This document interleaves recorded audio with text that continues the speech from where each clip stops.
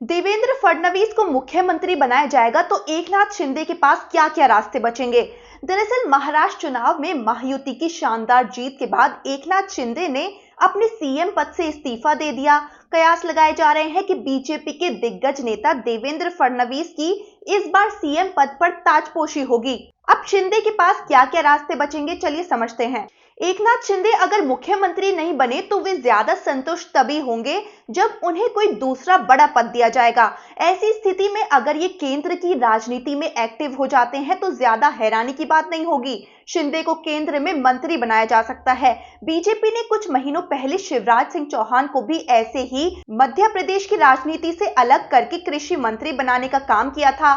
ऐसे में अब एकनाथ शिंदे को भी मोदी सरकार में कोई बड़ा पद मिल सकता है, कोई ऐसा मंत्रालय जो उनकी सीएम ना बनने के गम को कम कर दे।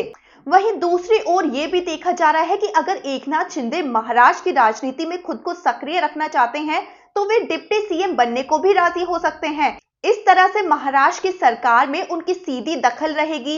वे राज्य में रहकर अपनी पार्टी को भी और ज्यादा मजबूत कर पाएंगे और शानदार प्रदर्शन के दम पर कई बड़े मंत्रालय भी अपनी झोली में रखेंगे। पहले देवेंद्र फडणवीस ने भी सीएम पद को छोड़कर डिप्टी सीएम का पद स्वीकार कर लिया था। ऐसे में अगर ईगो बीच में न आए तो शिंदे फडणवीस के साथ मिलकर महायुति को लीड कर सकते हैं।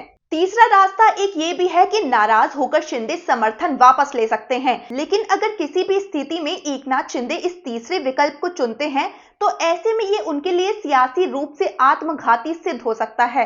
किसी जमाने में राज ठाकरे ने भी ऐसे ही शिवसेना से अलग होकर अपनी हिंदू राजनीति आगे बढ़ाने का फैसला किया था।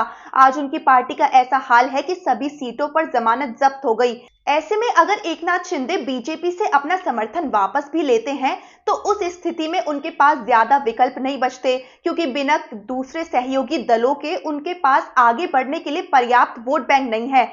उद्धव ठाकरे के साथ फिर से हाथ मिलाने का तो वैसे भी कोई सवाल पैदा नहीं होता है।